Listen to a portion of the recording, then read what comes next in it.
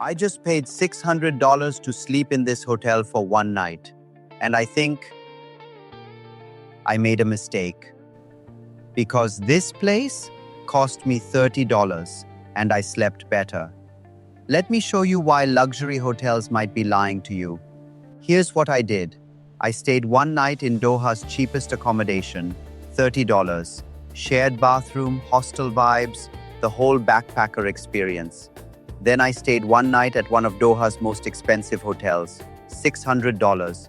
5 stars, private everything, the works. And I wanted to answer one question. Is a luxury hotel room actually 20 times better than a budget one?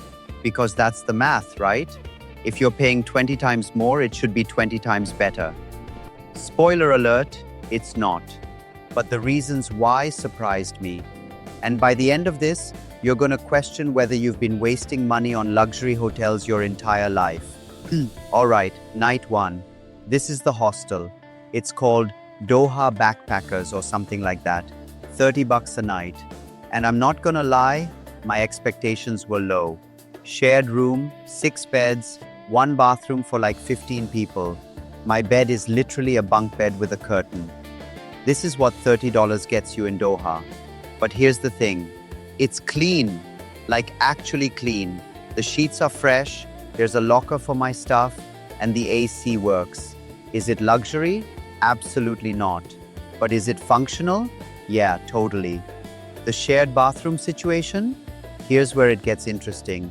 I was expecting a disaster. And it's fine. Like it's clean, there's hot water, someone clearly maintains this place. But the real surprise about this hostel isn't the room. It's this, the common area, and the people. Within an hour, I've met people from 5 different countries. A German couple cycling across the Middle East, an Australian girl solo traveling, a group of British guys on a layover. And we all went and got shawarma together for like $5 and spent the whole evening just talking and sharing travel stories. Okay, real talk. Sleeping? Not great. Someone snoring. Someone else came in at 2 a.m. and turned all the lights on. The person below me is watching videos on their phone. I slept maybe 5 hours. Not gonna pretend otherwise. But here's what surprised me about the $30 hostel. I had more fun here than I expected. The room? Basic. The sleep? Rough. But the experience? Actually memorable. Now let's see if $600 is worth 20 times this. Night 2. This is the St. Regis Doha. $600 per night. I'm about to find out if this is worth 20 hostels. Okay, first impressions. This lobby is insane. Marble everywhere. Crystal chandeliers. Is that a grand piano? Yeah, someone's actually playing it. Check-in is an experience. They call me sir 6 times in one sentence. My bags are taken before I can protest. The bellhop is explaining the hotel's history and amenities, and I'm just nodding along trying to look like I belong here. And then we get to the room. Oh, so this is what $600 gets you. The bed is the size of my entire hostel dorm. I'm not exaggerating. You could fit 3 people in this bed and never touch.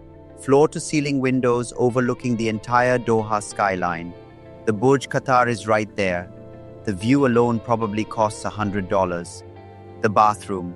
Let's talk about this bathroom. It's bigger than my bedroom at home. There's a separate shower and bathtub.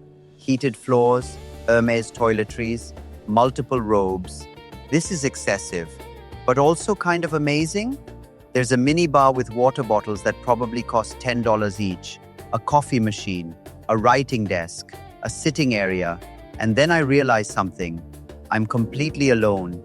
At the hostel, I was surrounded by people, conversation, energy. Here, silence.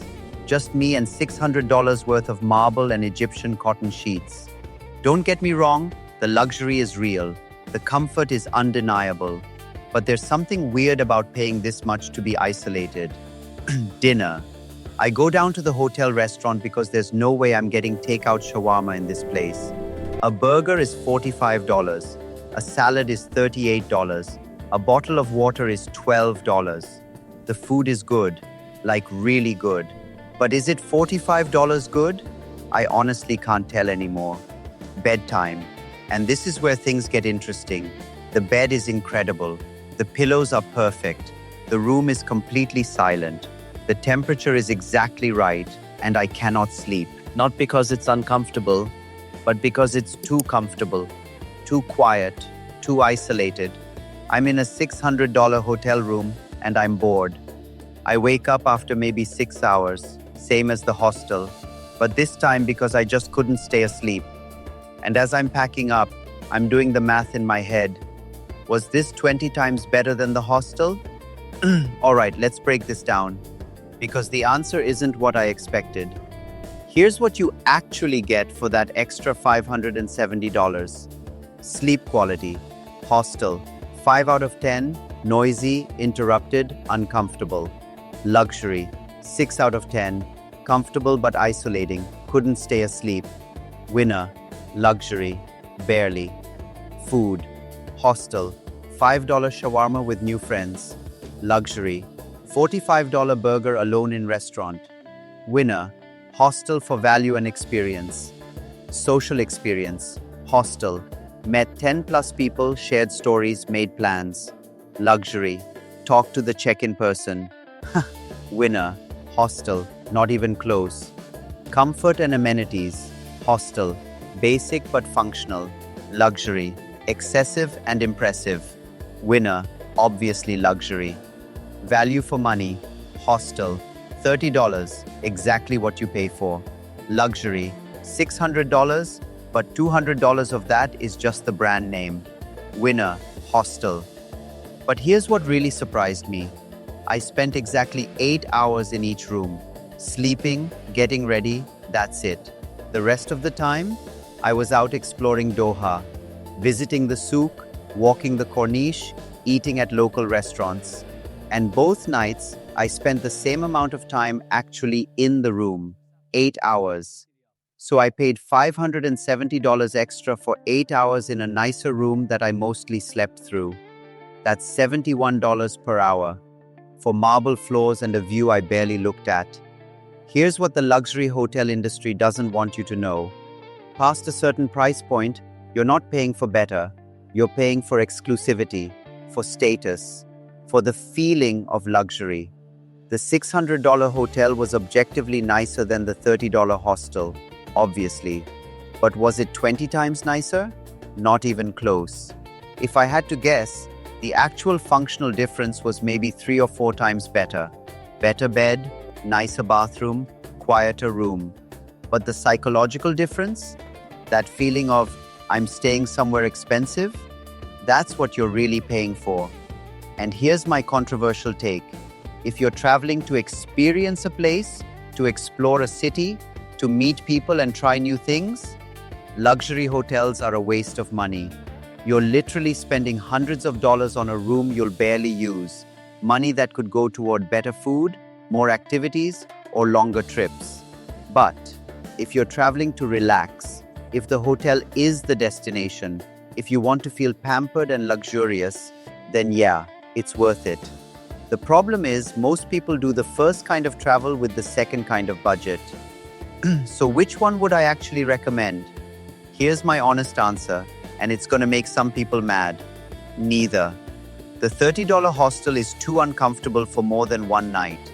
The $600 luxury hotel is absurd unless you're extremely wealthy or it's a special occasion. The real answer? I should have stayed at a $150 mid-range hotel. Private room, private bathroom, comfortable bed, good location, no shared facilities, no excessive luxury. That's the sweet spot, where comfort meets value. But since you asked which of the two I tested I'd choose, if I'm being completely honest, the hostel. Not because it's better, but because for $30, I got sleep, a shower, and I met interesting people and had actual experiences. The luxury hotel gave me a nice room and nothing else. And for $600, that's not enough. The difference between $30 and $600 is $570. You know what that buys you in Doha? 15 amazing dinners at local restaurants, 3 desert safari experiences, a full day at Banana Island, museum tickets for every museum in the city, transportation everywhere for a week, or one night in a fancy room. You tell me which is better value. Look, I get why people love luxury hotels.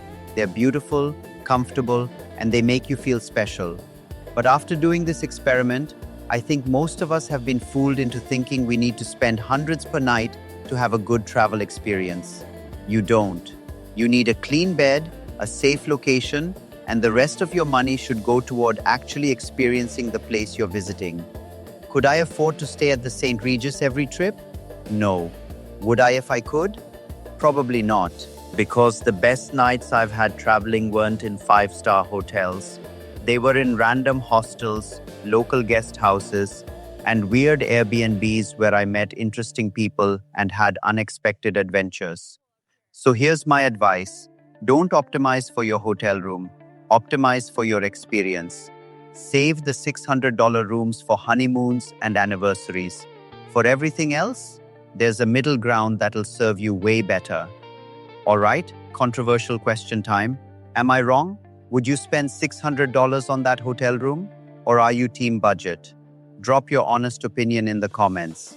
And if you've ever regretted spending too much on a hotel, tell me about it. I want to hear your stories. Hit subscribe if you want more honest travel content that doesn't just show you the Instagram version. Next video, I'm testing Doha's cheap versus expensive restaurants, and the results are even more surprising than this. See you in the next one.